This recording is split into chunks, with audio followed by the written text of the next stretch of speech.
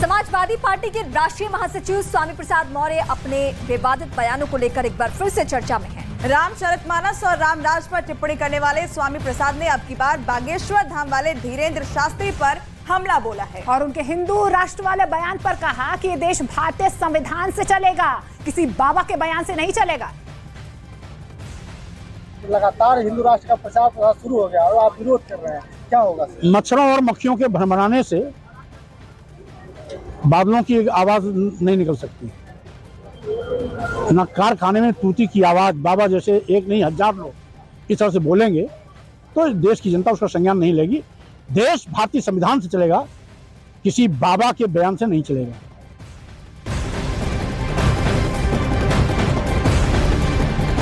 और उत्तर प्रदेश के गाजीपुर पहुंचे स्वामी प्रसाद मौर्य ने एक बार फिर हिंदू धर्म पर हमला बोला है। इस बार उन्होंने सीधे सीधे साधु संतों को निशाने पर लिया है और उन्होंने गेरुआ वस्त्र में उसे आतंकवादी बताया और कहा है कि स्वामी प्रसाद मौर्य की तरफ से क्या कुछ कहा गया, ये सुनते हैं।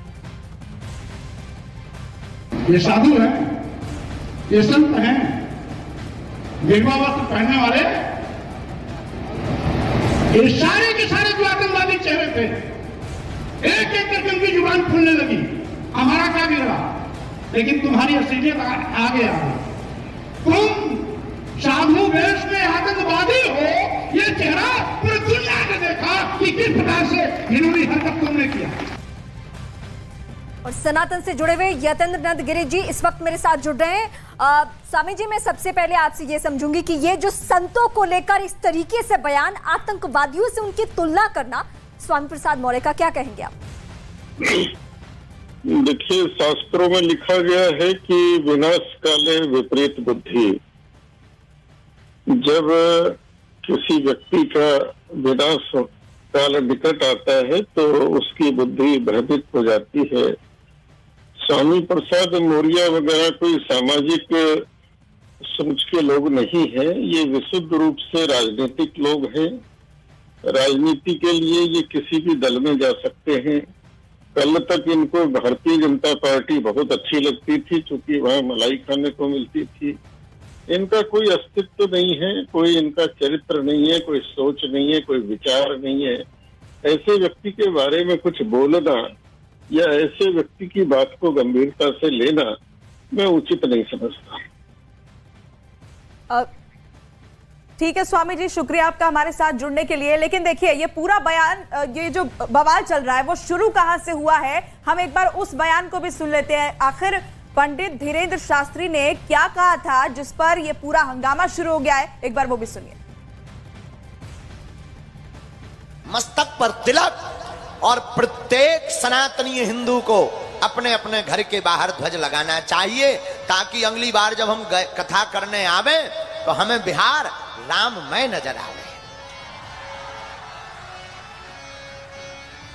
और ये हम कोई इसलिए नहीं कह रहे हैं कि तुम्हें धर्म द्वंद्व में पाड़ना चाहते हैं या डालना चाहते, नहीं, हम तुम्हें इसलिए ये बात बता रहे हैं क्योंकि जिस घर में राम की पूजा होती है उस घर के रक्षक श्री हनुमान हो जाते हैं, ताकि तुम्हारी सब अलाय बलाय दूर रहे।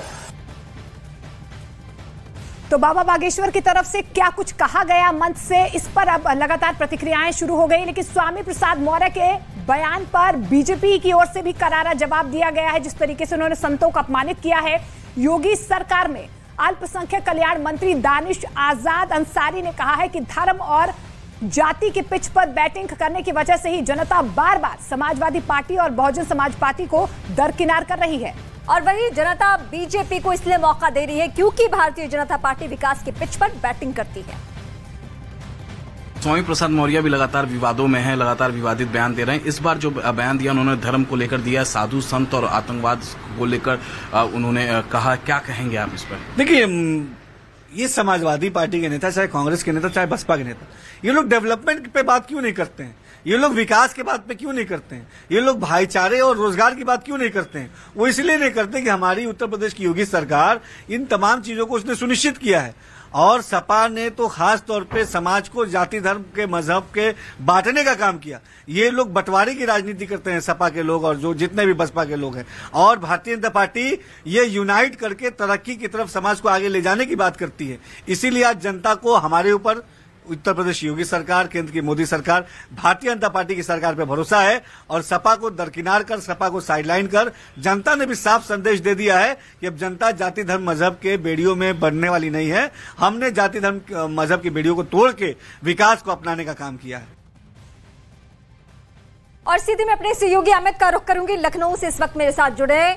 अमित, हमने बार बार देखा है, कई दफा देखा है कि जब भी किसी की भावनाओं को दबाया जाता है वो समूह एकजुट हो जाता है। धीरेन्द्र शास्त्री के बयान पर हमने बहुत लोगों की भावनाएं इस तरीके से सुनी है और जिस तरीके से लाखों लाख की तादाद में उनके फॉलोअर्स हैं, अगर ये भड़काने वाले बयान दिए जा रहे, बंटवारे वाले बयान दिए जा रहे, तो दाव उल्टा ना पड़ जाए। जी हाँ, बिल्कुल। देखिए, धीरेन्द्र शास्त्री एक समझना होगा, एक धर्म से जुड़े हुए हैं, वो कथा कहते हैं और वो अपनी कथा में अपने जो उनके जो फॉलोअर्स होते हैं उन तक अपनी बातों को पहुंचाते हैं। तो धीरेन्द्र शास्त्री लगातार लोगों के मन पढ़ने की बात कहते हैं और सनातन धर्म की बात वो अपने मन से कहते हैं। कथा के दौरान वो लगातार हिंदू राष्ट्र की बात करते हैं। तो और देखिए, जो उनके धीरेन्द्र शास्त्री के कथा में शामिल होता है वो बाकायदे उसका एक प्रोसेस होता है, पर्ची वगैरह लगाना, वो पर्ची वगैरह लगा के तब जाता है, तब सवाल जवाब होता है। उसके बाद धीरेन्द्र शास्त्री अपने धर्म से जुड़े हुए जो बातें होती है उसे कहते हैं, सनातन धर्म को आगे करने की बात करते हैं। और वहीं दूसरी तरफ अगर हम देखें तो कई अल्पसंख्यक धार्मिक नेता हैं, धार्मिक गुरु इस तरीके से हैं जो अपने धर्म को आगे बढ़ाते हैं। कई मुस्लिम में भी कई ऐसे धार्मिक गुरु हैं जो लगातार वो अपने धर्म को आगे बढ़ाते हैं, लगातार जाके स्पीच देते हैं और लोगों से कहते हैं कि उनके धर्म के साथ जुड़े। और लेकिन जिस तरीके से एक्शन पर रिएक्शन आया है, धीरेन्द्र शास्त्री के बयान पर मन्नी साहब का रिएक्शन आया, वो कहीं ना कहीं वो धर्म, वो समाज को बांटने वाला बयान है। जिस तरीके से एक ही समाज में हर धर्म और जाति के लोग रहते हैं। वापस लौटेंगे, लेकिन देखिए कहीं पर साधु संतों का अपमान किया जा रहा है, कहीं हिंदू राष्ट्र की मांग करने वालों को गद्दार कहा जा रहा है। लेकिन ये सब शुरू कहां से हुआ? शुरू हुआ धीरेन्द्र शास्त्री के उस बयान से जिसमें वो हिंदू राष्ट्र की मांग कर रहे हैं। उन्होंने क्या कुछ कहा है, एक बार फिर से सुनिए। हिंदू राष्ट्र हमने मुस्कुरा करके कहा हिंदू राष्ट्र तो बना बनाया है, घोषणा बाकी है, भारत में बहुत जल्दी हिंदू राष्ट्र की घोषणा भी हो। उन्होंने कहा कि ये कैसे संभव है। हमने कहा बागेश्वर बालाजी के यहाँ सबकी अर्जी लगती है, उनकी मर्जी होती है, हमारी भी अर्जी है, राम जी की मर्जी होगी, काम सफल हो जाएगा। और कुछ दिन पहले ही मध्य प्रदेश के सागर में बाबा धीरेन्द्र शास्त्री के दरबार में शामिल होने के लिए केरल से एक महिला पहुंची थी। इस दौरान जब धीरेन्द्र शास्त्री ने उस महिला से बातचीत की, महिला से सवाल किया क्या द केरल स्टोरी सही है, इस पर महिला ने जवाब दिया कि फिल्म में कुछ घटनाएं सत्य है। कहां से आई हैं? केरल से आई। केरल से? टीवी को तो आपको रोज देखते हैं, पर एक बात प्रण था कि पंडाल में कथा सुनना है तो वो पूरा हो गया। हाँ, आपका प्रण था कि एक बार पंडाल में जाकर लाइव कथा सुनना है। तो अच्छा, टीवी में और कथा पंडाल में कितना डिफरेंट आपने देखा? बहुत डिफरेंस है, लेकिन हमको नहीं मिलती, वहाँ होती नहीं। तो अच्छा, केरल में कथाएं नहीं होती? कुछ नहीं होता, कुछ भी नहीं। क्यों?